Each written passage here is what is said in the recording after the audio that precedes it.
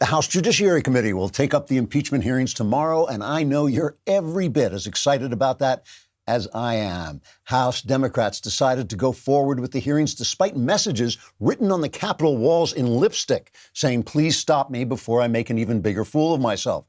The messages were unsigned, but sources say Congressman Adam Schiff arrived at work not wearing lipstick, which they say may be a clue. The current hearings will be chaired by Gerald Nadler, whose warm, charming personality reminds many people of a favorite uncle from their youth who mysteriously disappeared after little sister locked herself in the bathroom and called the police. Nadler says his first witness will be an executive from the Acme Impeachment Company, who will explain why their previous impeachment machine caused Democrats to be chased out of a tunnel by an oncoming train until they smashed into the side of a cliff and were flattened to the width of a sheet of paper before slipping through a crack in the ground to where they'd hidden an explosive device, which then went off and blew them sky high, their tails on fire and their faces blackened, whereupon they looked down and realized they were hovering in midair and plunged several miles to the earth below, where they vanished in a puff of dust. Otherwise, Democrats say the impeachment machine worked great, and they'd like to order 3 more of them. Other witnesses will include a real live law professor who will testify that Donald Trump did indeed break the law when he did whatever everyone's saying he did with whoever he was with in whatever country they're talking about. After that, Democrats say they will call fact witnesses who will testify to facts like tin is the major export of Bolivia and Mount Washington is 14,500 feet high. Although maybe it's not tin, and maybe that's Mount Whitney. But that shouldn't hold up the impeachment. Trigger warning, I'm Andrew Klavan, and this is The Andrew Klavan Show. I feel hunky-dunky, life is tickety-boo.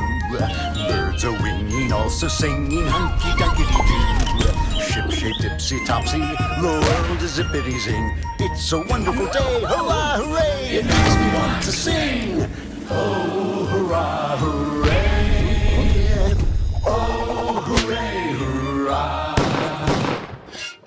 If there is one word that seems to sum up the left, I can't say it on air, but if there is a word I could say, it's entitlement. Whatever they do, whatever they want, the left feels it's theirs by right. Your money, the money you earn by working, is theirs to spend as they see fit. They even call their spending entitlements, as if somehow the product of your labors belongs to them and whoever they choose to give it to. During the 2016 election, Donald Trump said he would not commit to accepting the outcome of the election. The New York Times, a former newspaper, called this a remarkable statement that seemed to cast doubt on American democracy. And Hillary Clinton simply called it horrifying. But when the outcome turned out to be a Trump victory, the left immediately began crying foul and has never stopped. They called for electoral voters to overturn the results. You remember that? They claimed the election was stolen from them by the Russians or the Electoral College, stolen from them by the Constitution, in other words. They've been trying to overturn the results through impeachment for any reason they could find ever since. Remember, Molly Hemingway overheard Jerry Nadler making impeachment plans on a train ride the day after the election. The left feels they're entitled to power, and they're entitled to dominate the media and our speech. George Stephanopoulos, the man who silenced women for Bill Clinton, now heads the news network that silenced the women abused by Jeffrey Epstein. No one complains. Norah O'Donnell at CBS and Chuck Todd at NBC echo every Democrat talking point as if it were a fact. Trump ads and Trump supporters are silenced on Google, YouTube, and Twitter. And when Facebook refuses to silence them, Mark Zuckerberg is hounded and damned. The left feels entitled to own the airwaves. It's illegitimate for anyone else to express an opinion. Even the name progressive suggests the left feels entitled to the future, that socialist ideas as old as Pharaoh represent progress from the one and only radical political idea ever created, the idea of liberty, the idea of our founding. They're entitled to destroy that and replace it with their higher moral wisdom. How did the Democrats get to be as entitled as a spoiled trust fund brat? The answer can only be because they succeeded so well in taking over America's communication machinery that they've begun to believe their own press and its ceaseless narrative of left-wing moral superiority. Superiority not just over us conservatives, but over Western civilization itself. Leftists are now absolutely certain they should get what they deserve, and the rest of us can only hope they do get it, and hard. All right, we're going to take a moment to talk about Ring. You know, I've installed one of my I got two new Ring doorbells. I've installed one so far. I'm going to install the other. And the thing that I love about these is that they not only keep you safe because you can see who's ever coming to the door, who's ever coming to my gate. I can see them. That makes you safer, but it also makes you feel safe. It means in the middle of the night, you know, I'm awake all night. I can just check and see if anybody's out there, see what's going on. If I hear a noise without having to send my wife out with a baseball bat to search the house. And this is the season too, you know, when people, they call them porch pirates. People come up and steal gifts that are left on your doorstep if the postman leaves it outside. You got to watch for that too. And people are traveling around so much and everyone in your family is going to be moving around. You want to keep in touch with everybody. And just, as I say, feel safe. And Ring helps you do it, I can tell you. As a listener, you have a special holiday offer on a Ring starter kit available right now. You get a Ring video doorbell too. This allows you to be in touch with your home through your phone anywhere, anytime. And you also get a motion-activated floodlight cam. The starter kit has everything you need to start building a ring of security around your home, no matter what the holiday season brings. With Ring, you're always home. Just go to ring.com/Klavan. Would you let me finish? I'm talking here. I'm talking to ring.com/Klavan. Additional terms may apply, like the term Klavan, which is spelled Klavan. So You've got mail. You're just starting. Oh, yeah, the mailbag. The mailbag is tomorrow. Thank you very much. You reminded me. The mailbag is tomorrow. Get your mail questions in today. This place is insane. I can't stand it anymore. Go on dailywire.com. Go to the podcast button. Hit the Andrew Klavan podcast. There's a little mailbag symbol. Hit it. If you are a subscriber, you can ask me any question that you want. You can ask me about your personal life. You can ask me about religion, politics. All my answers are guaranteed 100% correct and will change your life. For the better?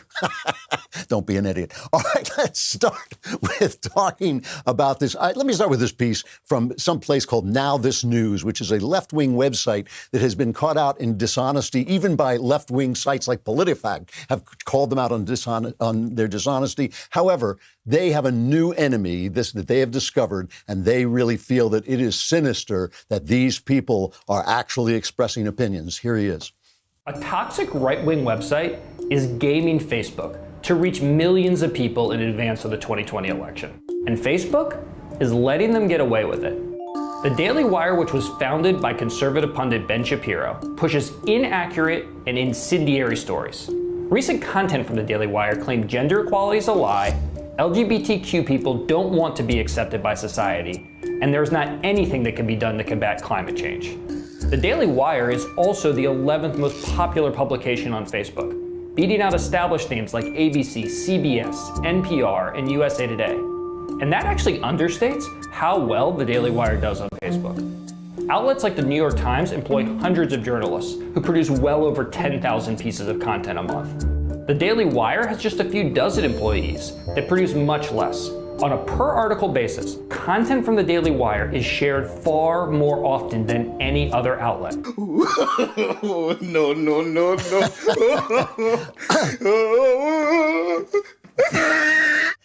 You know, those people sound great. I mean, just with fewer people than the New York Times, they actually put out more truth and are more popular. You know, for as little as $10 a month, you can get our articles ad-free. I mean, this guy is making our arguments for us.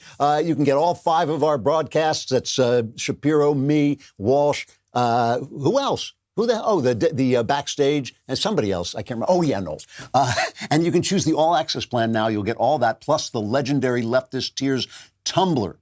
It's legendary. There's a legend about it. I can't tell you what it is. It's filthy. But you can also get a new Ask Me Anything style discussions with me and some of the other guys.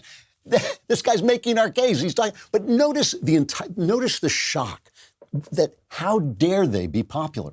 How dare they be popular? They're gaming Facebook by being on Facebook. And he then lists the evil things we say. Gender equality is a lie. Who would say that? That was probably me, right? That sounds like me. There's nothing you can do about climate change. That's probably me too. He doesn't make any arguments that were wrong. It's just you're not allowed to say it. They are entitled. They have got the truth. They're entitled to the truth.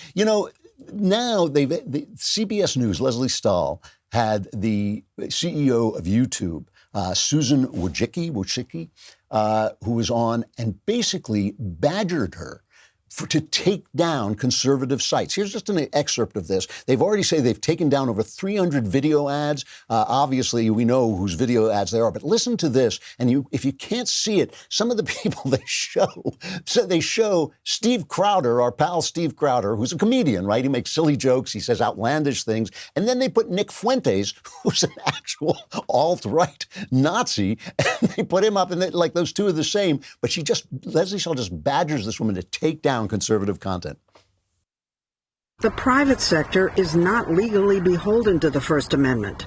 You're not operating under some freedom of speech mandate. You get to pick.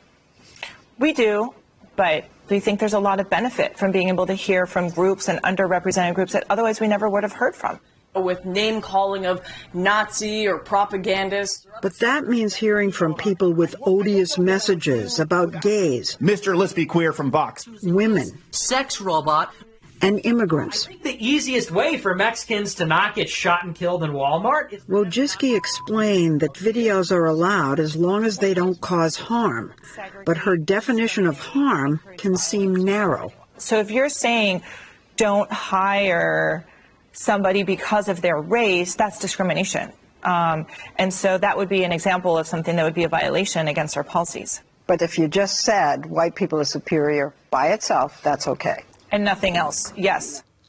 She's just she just wants anything that she disagrees with taken off. And I love the way the word odious appears just as Steve Crowder comes on. That happens in my mind, too. The word odious and Steve Crowder frequently come into my mind at the same time. But it's just amazing, the entitlement, the idea, because who decides? If she can decide that Steve Crowder is as odious as Nick Fuentes, anybody can decide anything that Leslie Stahl doesn't like. And remember, these are the networks where they wouldn't let them report on Matt Lauer. They protected Matt Lauer. They silenced a reporter on Jeffrey Epstein. These are the networks. We don't trust them. Why should we trust them? When that guy from the first video, what's it called? Now This News, when that guy is attacking us, he's saying, oh, the New York Times, they are not getting into the big audience that we have. We're more honest than the New York Times. We tell you when it's our opinion. We try to bring you actual facts. We don't say all the news that's fit to print and then spew Trump hatred all day long. Let me show you an evil video. It wasn't banned on YouTube, but it is restricted on YouTube. A lot of this material is restricted on YouTube. And because they don't want children to see this. They do not want children, students. They don't want this appearing in libraries. Let me show you something, because this is truly incendiary. I mean, when you talk about odious, listen to this. This is cut one. No document in world history so changed the world for the better as did the Ten Commandments. Western civilization, the civilization that developed universal human rights, created women's equality, ended slavery, created parliamentary democracy, among other unique achievements, would not have developed without them. As you will see when each of the Ten Commandments is explained, these commandments are as relevant today as when they were given over 3,000 years ago. In fact, they're so relevant that the Ten Commandments are all that is necessary to make a good world, a world free of tyranny and cruelty. How dare you? How dare you, Dennis Prager? You know that they told him, this is true, they told him that they restricted his videos on the Ten Commandments because they mentioned murder, as in thou shalt not commit murder. I mean, these guys are unbelievable. They sit there raping women in their offices with buttons that lock the poor girls in so that Matt Lauer can get his clutches on. And then when they try and cover that, they shut down that. And when they try to cover Jeffrey Epstein, they shut down that. And then they say, how come the Daily Wire is getting all this attention? Why aren't you shutting down? How dare you? You know what also is odious? We talk about odious. You talk about odious. What also is odious? Losing your hair. I mean, do you want to look like this? Look at me. Look at me. Do you want No, you want to go to Keeps. 2 out of 3 guys will experience some form of male pattern baldness by the time they're 35. And you know who's going to laugh at them? Me. Do you want me laughing at you? No. Keeps has revolutionized the way men are treated for hair loss. Thanks to Keeps, you no longer have to go to the doctor's office for your hair loss prescription. Now you can visit a doctor online and get your hair loss medication delivered to your home. No more waiting rooms, no more pharmacy checkout lines. Get doctor attention and discreet drug delivery, all from the comfort and privacy of your own home. You don't want to stand at the counter in the pharmacy while the 16-year-old girl behind the counter goes, "You got the bald medicine? Give him the guy wants the bald medicine." Prevention is key. Keeps treatments really work. They're up to 90% effective at reducing and stopping further hair loss. If you're ready to take action and prevent hair loss, go to keeps.com/Klavan to receive your first month of treatment for free. That's KEEPS.com/Klavan. What kind of ad copy is this? They tell you how to spell Keeps, but they don't tell you how to spell Klavan. K-L-A-V-A-N, there are no E's in Klavan. They're not just entitled, the left is not just entitled to information, they're entitled to power. Here is Liz Warren talking about how she's going to deal with her second term, right? This is after she gets elected the first time. As a presidential candidate, what are your thoughts on the Electoral College? I want to get rid of it. So here's my goal. My goal is to get elected and then to be the last American president elected by the Electoral College. I want the second term to be that I got elected by direct vote. I'm ready. Popular vote. I just think this is how a democracy should work. Call me old-fashioned, but I think the person who gets the most votes should win. So I'm in. I'm in. Pocahontas is not happy. It is old. It's not as old-fashioned as, say, James Madison. It's not as old-fashioned as the founders. I mean, the thing is, there's an article in the Federalist from John Daniel Davidson, the political editor at the Federalist. He says, although couched in the facile rhetoric of every vote counts, what Warren means is just the opposite. Under a system of direct democracy, votes in places like Wyoming, Iowa, and every other small state wouldn't really count at all. The country would effectively be ruled by New York and California, and indeed by the residents of the largest cities in those states. That's what Warren and the Democrats really want. They just can't say it. They know that most large cities are blue and that the ongoing urbanization of America would give them a huge advantage if they were able to run their votes up in those districts and ignore the rest of the country. It certainly would have been enough to put Hillary Clinton in the White House. In fact, the collapse of Democrats' blue wall in 2016 is largely what's behind the current assault on the Electoral College. And they're not just after the Electoral College, it's after the Supreme Court. They don't like senators. They say, why should a small state have 2 senators? I mean, they're against the entire constitutional system. And, it's not just, to be fair, it's not just the left who feels entitled, right? It is also right-wingers, the kind of conservatives who say, oh, yes, we know our free trade theories work, and it doesn't matter what happens to American workers. They just have to deal with it, right? There's an excellent article by Bobby Jindal, the former governor of Louisiana, who's been writing spectacular, insightful columns in the Wall Street Journal. And he talks about Trump standing for the populist patriots against both the left and the right. He says populist patriots reject the elites of both parties. They believe President Trump defends their cultural beliefs from the left and their economic interests from the right. They see open borders, illegal immigration, and multiculturalism threatening to redefine what it means to be an American, while unfair trade and a rigged tax code endanger their jobs. The divide between these patriots and the left in particular is growing. The left look at America and see only its failure to live up to its highest ideals. In their eyes, this isn't a country that has provided more freedom and opportunity to a greater number of people than any other. It's a society hopelessly riddled with social injustices like racism, sexism, classism. We were talking about this yesterday. Their prescription is radical restructuring. Populist patriots are equally disappointed with the results of decades of Republican economic orthodoxy. Freely flowing American capital builds factories around the globe, raising many people's quality of life, but this arrangement fails to deliver clear benefits to America's working class. How dare you? How dare you, exactly. No one is entitled to power. Not on the left, not on the right. Your ideas have to work. You can't sit there and say, well, they work in theory. You know, they have to work in practice. And you can't say they work for the world. They have to work for America. There is no president of the world. We don't want there to be a president of the world. There's only a president of America. And this is why Trump is standing against the entitled on both the left and the right. And of course, this is what gun rights are about. You know, gun rights are the whole unspoken thing about gun rights is they're not to hunt deer. They're not just to protect your home. They're to kill the government if the government becomes oppressive. That's what they're for. They're to fight a revolution for the states, specifically for the states. Gun rights were put in the Constitution to protect states' rights against the military of the United States. And as we know from Afghanistan and Vietnam, we know a small band, and from that movie Red Dawn, also important, we know a small band of dedicated guerrilla fighters can hold the ground against even a massive army like ours. So gun rights are important. And, you know, that's why I want to bring in, there's an important case in front of the Supreme Court. I think it was argued yesterday. And I want to bring in our favorite legal commentator, Jenna Ellis, who is also a favorite of Donald Trump. She is Trump 2020's senior legal advisor and a constitutional law attorney. She's a frequent guest on Fox News and CNN, but we don't care because she's a frequent guest here, which is all the more important. Jenna, you there?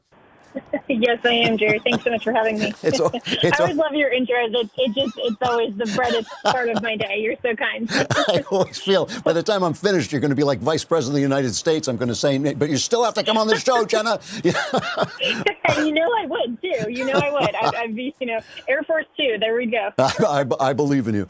So this case that went before the Supreme Court, I think they argued it yesterday. This is kind of a bizarre gun case. Can you explain what it was? Yeah, so this is bizarre in the sense that the question really is whether or not there's any real case or controversy still. So, of course, under Article 3 of the Constitution, there has to be a case or controversy. So what happened is that New York has this very restrictive gun law where it was basically not even permissible to carry your gun to the shooting range, and if you stopped for coffee or if you stopped at your second home, you would be violating this law. I mean, it's so restrictive that it was challenged, of course, by the National Rifle Association, and as it made its way up, and then the Supreme Court actually accepted this case to review the Second Amendment challenge, then New York basically said, okay, wait a minute, we know that we're going to lose. This is overly restrictive. And so they amended their law. They repealed it and then for good measure actually enacted a second provision that would specifically allow for transport and carry of legally owned firearms. But the interesting question that was before the Supreme Court yesterday really centered around whether or not the court is going to expand District of Columbia versus Heller, which is, of course, the last time that the Supreme Court over a decade ago has touched on Second Amendment gun rights for individuals. And so that's really what this case is about. Even though the progressive leftist judges wanted to say, well, hey, you got all of the relief that you wanted. You can now carry your firearm, stop at Starbucks, and go on to the gun range. What more do you want? That's what Ruth Bader Ginsburg was basically saying. What conservatives and those of us who love liberty are really hoping that the Supreme Court will do with this case is say, wait a minute, this isn't just about your ability to have this very narrowly tailored exception and provision to say, sure, you can stop at Starbucks while you're on your way to your gun range, or you can stop at your second home, or we can tell you exactly when, where, how, and why you can carry. But this is more about a fundamental right to be able to keep and bear arms that the Second Amendment preserves and protects. And so, Drew, this is the very important thing that I always talk about, and you and I have talked about so many times. Our rights are inalienable. They come from God, our Creator, not our government. And so we don't have a Second Amendment right to keep and bear arms just because the founders in their wisdom decided to enumerate it in the Bill of Rights. We have a fundamental right to keep and bear arms, whatever those arms happen to be, because our government is obligated to preserve and protect it. So even if someday, and God forbid, the Second Amendment is repealed, we still have that very same right, and our government is obligated to preserve and protect it. So I'm hopeful that the conservative majority of the Supreme Court will hold on the merits of this case, and they will expand gun rights to say what the Second Amendment actually does in context. You know, it's really interesting. I mean, the key thing, the thing that attracted my interest to this case was New York, to try and get out of going to the Supreme Court, corrected the law in their eyes, but the courts still accepted it. And what really got me is I'm reading the Wall Street Journal this morning or yesterday, I can't remember. The news section of the Wall Street Journal tends to the left and has tended more and more to the left because they hate Trump. The op-ed section, the editorial section, has always been more kind of standard conservative Wall Street right wing. In the news section today, the headline was High Court Cool to Expanding Gun Rights. In the editorial on the same subject, it basically emphasized the opinions of the conservative judges, sort of saying that they had kind of indicated that they would, in fact, expand gun rights. Listening to the arguments or hearing the arguments, where did you feel the court was going to come down, just on a guess? Yeah, well, you know, it's only whoever was in the courtroom, because even though they're recorded, they're not published simultaneously. Right. So I haven't actually heard the full argument. Those are usually published approximately the Friday after the arguments are presented to the court. So we'll have that soon. But at least with what's been reported, it seems that Justice Gorsuch is very clear that he would like to rule on the merits. Justices Thomas and Kavanaugh reportedly didn't ask a single question. And then, of course, you have Ginsburg and Kagan, who are coming at this saying, you know, what more do you want? This case is moot. We shouldn't even be hearing it. Yeah. So I think it's going to come down to the new Kennedy, who, of course, is Chief Justice Roberts, and we will be hopeful that they do rule on the merits, that they don't allow states like New York to play with our gun rights, because that's what's going on. They're saying, we're going to enact this law, and but for this challenge, then they would have gotten away with it, right? But for the National Rifle Association and the petitioners in this case challenging this absurdly restrictive gun law, then we wouldn't even be in this position. And for them to then go and correct it, knowingly, basically admitting that they know that they're infringing on our right to keep and bear arms, this still should be a signal to all states that you cannot infringe arbitrarily on our Second Amendment protected right to keep and bear arms. So I'm hopeful. I think that it's, of course, going to come down to probably a split decision, 5-4. We'll see which way it goes.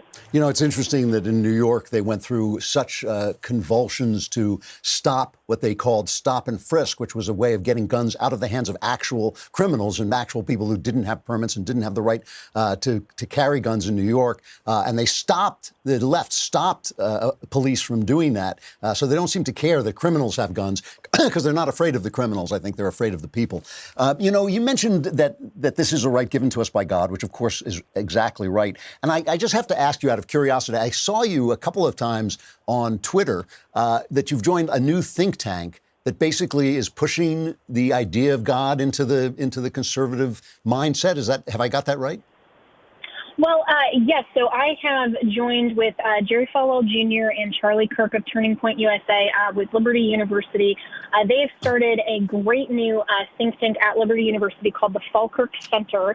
And essentially what we're doing is teaching through the same tools that the leftist mainstream media uses, which is social media influences, entertainment, just the talking points in the public square, to say that we can't just defend conservatism. We can't just defend the Constitution. We need to advance.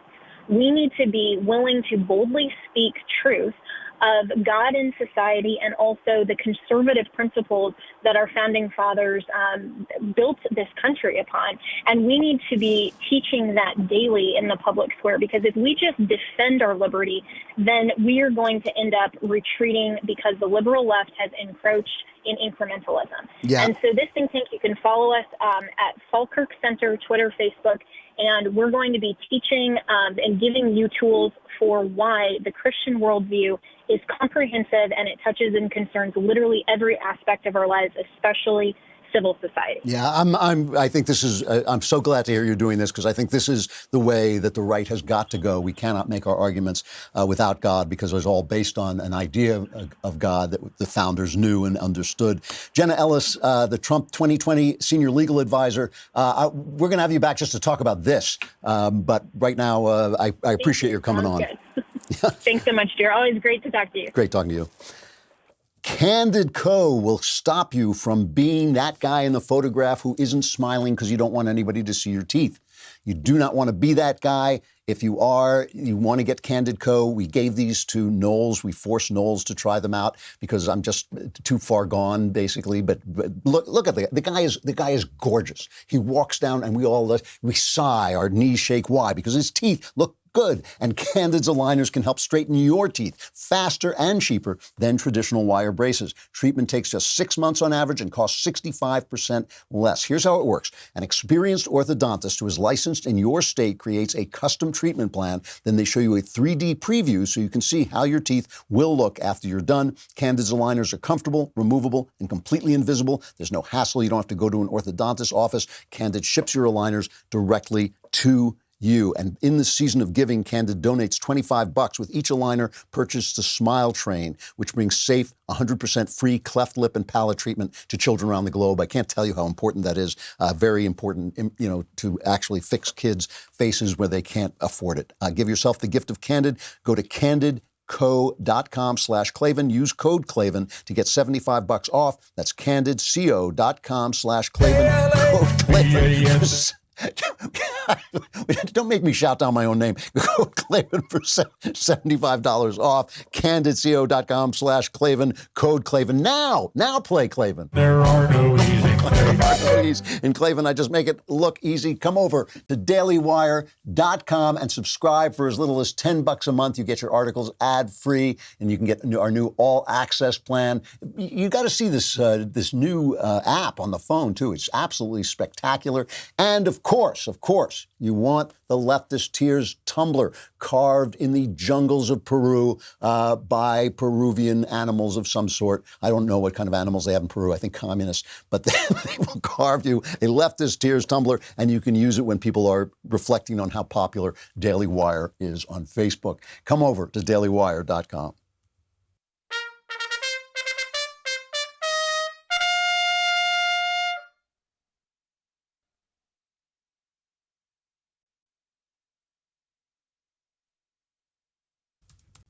We're talking about entitlement and especially the left's form of entitlement. I mean, like I said, they even call their spending of your money, they call it an entitlement, which is really a strange idea. This idea that somehow people are entitled to money other people made. But maybe the most primitive, the most basic form of entitlement is entitlement to sexual ownership of people weaker than you. Tom Holland, an historian, has written a book called Dominion, and he argues that it's the Christian worldview. It's the Christian worldview that said, whoa, just a minute. Just because you're more powerful than someone doesn't mean you get to own them sexually. Just because you're more powerful than someone doesn't mean you get to take them anytime you want. And it was not always women. It could be boys. It could be anything. And it's the left with their progressive idea to progress backwards into the past, to the time before Christianity, to what they call the post-Christian world, which is really the pre-Christian world, because there's only Christianity and then paganism and atheism and chaos. In going back there, they're kind of approving of this, There's this new movie out called Bombshell. Let's play a clip. This is about, what do you think? It's about Roger Ailes abusing women at Fox News. And I just saw this. I was watching Knives Out, and this was the preview in the film. You have to adopt the mentality of an Irish street cop. The world is a bad place. People are lazy morons. Minorities are criminals. Sex is sick but interesting. Ask yourself what would scare my grandmother or piss off my grandfather. And that's a Fox story. Oh, it makes so much sense. Women are everywhere. We're letting them play golf and tennis now. HR's on the phone because you called me a skirt. Yeah, I got to read that manual again. The attitude off camera was even worse. You're a man-hater. Learn to get along with the boys. You're sexy, but you're too much work. I have a whole list. Will other women come forward? You may have heard there was a dust-up involving yours truly and presidential contender Donald Trump. There was blood coming out of her eyes, blood coming out of her wherever. Oh my God, did he just accuse me of anger menstruating? Wait, am I gonna be the story? No. No. I'm gonna be the story. No. Nobody stops watching because of a conflict. They stop watching when there isn't one. So this is the second time they've made this story. The other one was The Loudest Voice. And again, remembering that George Stephanopoulos helped Bill Clinton silence women, and then became the top newsman on ABC, which silenced women by spiking the Jeffrey Epstein story, right? No movie about that. And again, you know, what Roger Ailes did, and that story should be told, no question about it. But 2 movies about this. Where's the Matt Lauer story? Where's the story about how NBC killed the Matt Lauer story? Where's the story about how ABC is hunting for the person who revealed that they spiked the Jeffrey Epstein story, but not hunting for the person who spiked the Jeffrey Epstein story? So, you know, this is this thing, this idea among the powerful, among the elite, that their sexual objects, whether they're women or men, their sexual objects belong to them. You know, they just own them. And this Jeffrey Epstein story. It's why it haunts me. It's why Another Kingdom has this strain going through, which really was not about Jeffrey Epstein. It's just the amazing kind of coincidences, or whatever you want to call it, where the story that I tell in Another Kingdom is the story that is so closely connected to the Jeffrey Epstein story. But I'd written about this before. I'd written about it in other novels. This idea that the elites just own whoever they want. You know, I was watching a movie last night called Hustlers. I get that, you know, during this season, the award season, because I'm in the Writers Guild, I get what they call screeners. And I was watching the screener for Hustlers, which has Jennifer Lopez in it. And it's about girls, based on a true story, about a bunch of strippers who start to drug men to steal from them. But it really gives a good picture of the stripper world, the fact that the women in that world are being degraded, but they're not victims. You know, they're doing it maybe because they have to, but they're also part of their mindset that it's somehow glamorous to have a rapper. At one point, Usher, the rapper, comes in and he's throwing money around, and the girls just think this is fabulous. And all the girls are dancing naked on stage, and the money is flying, and they just think this is really glamorous.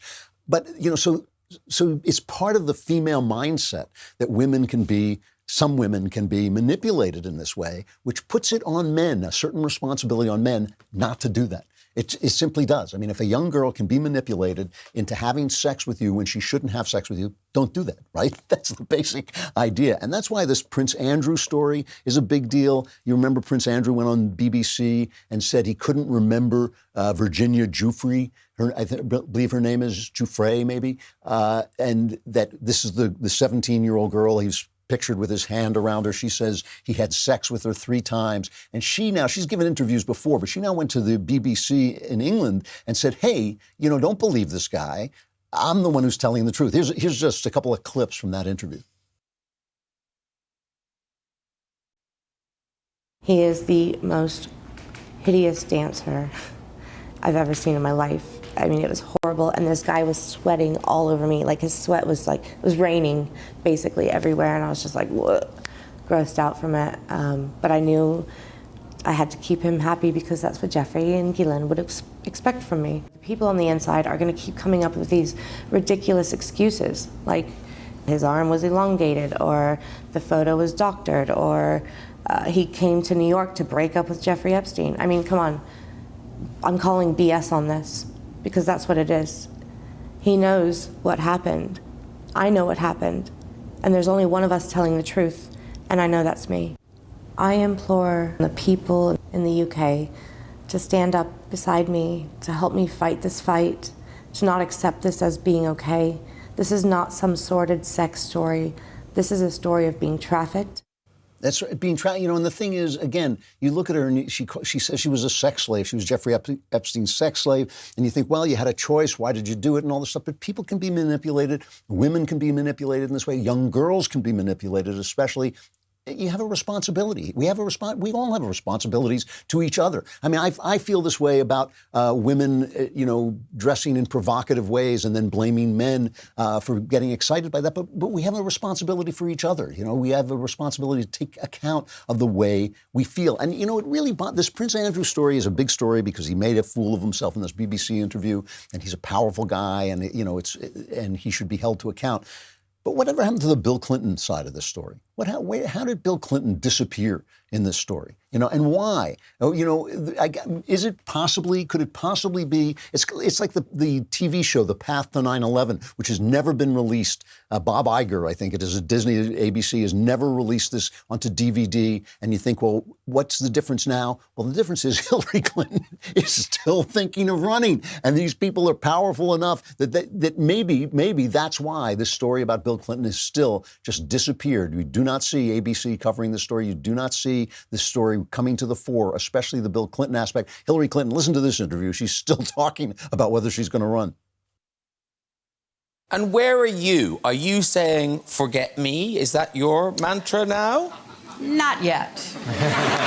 You could step back into the ring. Yeah, I hear that. I especially have been deluged in the last few weeks with thinking about doing that. But right now, I'm not at all, planning that. I'd have to make up my mind really quickly because it's moving very fast.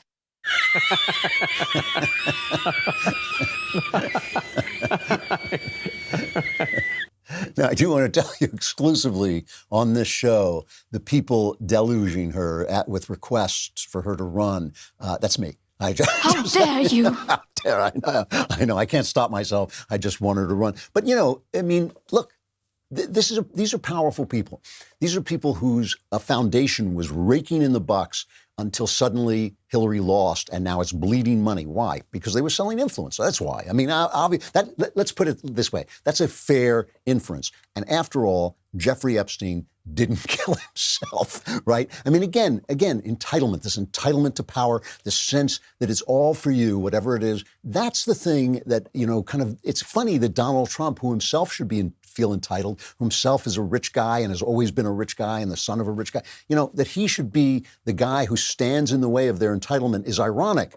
But irony is one of the voices of God. So, I think that is what's going on. A final reflection, I want to talk about The Irishman, this Martin Scorsese 3.5-hour picture that came on YouTube. This is the thing that nobody is, on Netflix, Netflix. This is the thing that nobody's talking about. It's a bad movie. The movie is bad. And the movie is a story, it's from a book called I Heard You Paint Houses, which is a euphemism for kill people, painting houses. And it's the story of this hitman, this mob hitman who basically claims to have been the guy who killed Jimmy Hoffa, the famous union boss, who vanished. It's a bad movie. And it's a bad movie for a lot of reasons. It's too long. But also it stars Pacino and Robert De Niro, and they are computerized so that they look young. But the process doesn't work all that well. It takes them, they've got to be, what are they, 112? They're like 80 or something like this. And it makes them look like they're about 40, even when they're supposed to be really young. At one point, De Niro should be in his 20s, and maybe he looks 40 or 50. On his face looks like that old, but he still moves like an old man. After a while, you're not as limber as you were, and your shoulders kind of hunch up, and he still moves like he's 80 years old. So it's like this guy wearing a mask moving, and it's very, very distracting. And why? Why is it about that? Why should you put Pacino and De Niro, terrific actors, I'm not denying that. Why put them in? Let's take a quick look at a scene. This is a really good scene. Tony Pro is a mob boss who has been tangling with Al Pacino, who's Jimmy Hoffa, and Jimmy Hoffa is demanding respect, and Tony Pro shows up for a meeting dressed in shorts and a flowered shirt. So you dress for a meeting? And this is how you dress in Florida? In a suit? For a meeting? Anywhere. Florida, Timbuktu, I dress in a suit. For a meeting. And you're late. What? You're late. And it was traffic. Yeah, it's traffic. Wasn't it traffic? Yeah, give me It traffic. was traffic. What do you want from us? It was bumper to bumper. Yeah, no, it's bad, Traffic. I never waited for anyone who was late more than 10 minutes in my life. I'd say 15. 15's right. No, 10. I don't think so. 10's not enough. You have to take traffic into account. That's what I'm doing. I'm taking traffic into account. That's why it's 10. I still say 15. No, 10. Fine, we disagree on that. How about 12 and a half minutes? There we go, 12 and a half. Middle, right in the middle. Beautiful, beautiful. That's a classic Scorsese scene. They're talking about traffic, but they're really talking about respect. They're talking about power. It's a good scene. There's a lot of good writing in it, excellent acting. But the problem with it is that use these old actors in these young parts is absurd, except for the fact that the movie is not really about the mob. The movie is really about Scorsese. The movie brings back these guys who have been his guys since back in the day when he did Mean Streets with De Niro. You know, these guys who play mob bosses. Harvey Keitel is in it. All these guys that have been his actors who have basically expressed his vision through his stories about the mob. And so when you're looking at the old De Niro sitting in the old person's home, you're not really looking at an old hitman. You're looking at the old De Niro. And it reminds me a little bit of Shakespeare's The Tempest, you know, which is his story about an old artist. And at the end of The Tempest, Prospero, the wizard, who is also a stand-in for Shakespeare, buries his wand in his book and gives his power back to the earth and releases it and lets it go. And this is kind of Scorsese saying that. He gave these interviews about how they're not making movies like his anymore. They're making these superhero roller coaster rides. And, you know, the thing is, even a great filmmaker, and Scorsese at times has been a great filmmaker, is not entitled to hold the stage forever. And even when he says goodbye, he still has to tell a good story. And this is just 3.5 hours. It's way, way too long. It's distracting to have these computerized actors on screen. Why didn't he go out and find the new De Niro, the new Pacino? And the reason is those days are gone. That kind of acting is gone. This kind of story is to some degree gone. And he just doesn't bring it up to the level where it matters anymore. And everybody feels something when they watch this because they feel an artist letting go of his powers, burying his wand. But it's not a good story. It's not a good movie in and of itself. And that's too bad because it's really, I think, his farewell to a genre to which he has meant an enormous amount. Anyway, really interesting film. And as I say, nobody is entitled to anything, really. And this is just one more case where somebody thought like he could just do what he wanted to do. I got to say goodbye. Tomorrow is the mailbag. Be there and ask your questions. Go on dailywire.com, hit the podcast button, hit the Andrew Klavan podcast, hit that little mailbag button, ask anything you want. All your problems will be solved, but you got to be a subscriber, which will solve all your problems right there. I'm Andrew Klavan. This is The Andrew Klavan Show. How dare you?